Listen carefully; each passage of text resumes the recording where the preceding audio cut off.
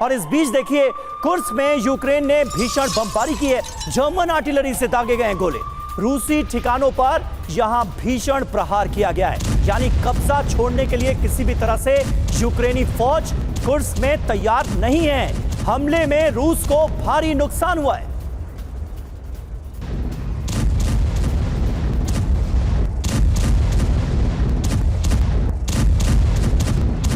ये तस्वीरें इस वक्त आपके सामने हैं। ये एक्सक्लूसिव तस्वीरें TV9 भारतवर्ष आपको दिखा रहा है। कुर्स्क का वो इलाका जो है तो रूस का, लेकिन इस वक्त यूक्रेन के कब्जे में है और यहां पर कब्जा छोड़ने के लिए तैयार नहीं है यूक्रेन की फौज।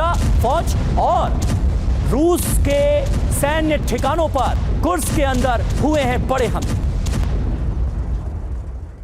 लेकिन इस बीच रूस के पलटवार को लेकर भी खबर सामने आ रही है, जहां कुर्स्क में रूस का ऑपरेशन तेज हो गया है। बता दें, यूक्रेनी सैन्य ठिकानों पर बारूदी प्रहार किया गया है। रूसी सेना ने हेलीकॉप्टर से यहां बम गिराए। ये तस्वीरें देखिए आप। यूक्रेनी सेना को इसमें भारी नुकसान की खबर।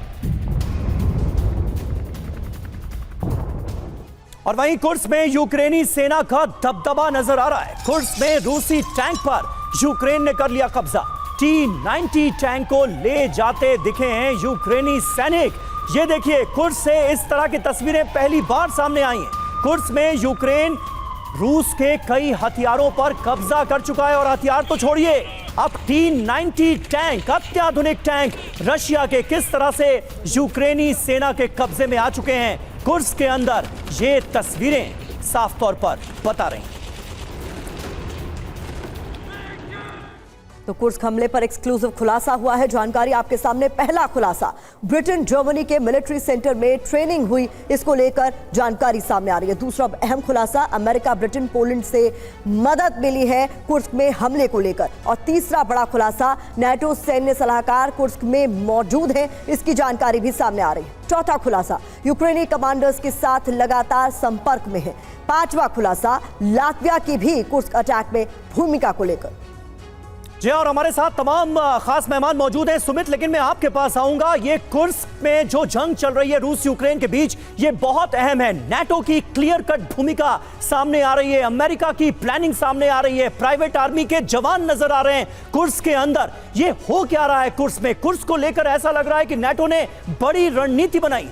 देखिए, बिल्कुल ऐसा लग रहा है कि संजीवनी लग गई है यूक्रेन की सेना के हाथ में और ये रिवाइवल हो रहा है। खासतौर पे आप देखिए कि किस तरीके से यूक्रेन की सेना को लगातार आर्म्स एंड एम्युनिशंस तो बहुत लंबे समय से मिल रहे थे, लेकिन जो स्ट्रैटेजिक पॉइंट ऑफ व्यू से आप बात करते हैं कि कैसे लड़ना है, किस इलाके में घुसना है, कैसे आपकी मूवमेंट होगी, वो सारी ट्रेनिंग अब यूक्रेन को नाटो के देश दे रहे हैं। और इसमें साफ तौर पर सबसे अहम भूमिका ब्रिटेन की है, जर्मनी की है, यूएस की है। और अभी अगर आप देखें, जो इनपुट लगातार रूस ये कह रहा है कि ना सिर्फ हथियार नाटो देश लतीविया की तरफ से दिया गया, बल्कि जो ट्रेनिंग दी गई स्पेशल फोर्सेस को, वो यूके की तरफ से और जर्मनी की तरफ से दी गई। मैं आपको बताऊं कि जब 2022 के अंदर ये जंग शुरू हुई थी, तब एक रेड लाइन थी जो रूस ने बहुत स्पेसिफिकली कहा था कि आखिरकार हमने जंग क्यों शुरू की। उसमें सबसे इंपॉर्टेंट था कि यूक्रेन ब्रिटेन की जो स्पेशल फोर्सेस की टीम थी, वो कीव के पास आकर बैठ गई थी। उन्होंने वहां पर अपने बेसिस बना लिए थे, लगातार यूक्रेन की सेना को ट्रेनिंग दे रही थी। और वही एक बड़ा रेड लाइन था जब रूस ने कहा था कि अब ये चीजें आगे बढ़ चुकी है और अब हमें अटैक करना ही पड़ेगा। तो निश्चित तौर पर एक बार फिर उसी तरीके की रेड लाइन अब रूस लगातार कह रहा है कि देखिए, अब तक सिर्फ और सिर्फ हथियार दिए जा रहे थे, लेकिन अब ट्रेनिंग दी जा रही है, लगातार उनको बताया जा रहा है। और ये सारी चीजें नाटो देश की तरफ इंडिकेट कर रही है, ये भी बता रही है कि रूस अब कुछ बड़ा कदम भी उठा सकता है। मनीष, अब तो ये सीधे तौर पर कहा जा रहा है कि जो भी कुर्स्क में हो रहा है उसकी पटकथा नाटो ने ही लिखी है। बाकायदा ट्रेनिंग मिली है सैनिकों को और उसमें मदद की है ब्रिटेन जैसे देशों ने। ऐसे में अब इसको लेकर रशिया का रुख क्या हो सकता है, वो भी बहुत महत्वपूर्ण।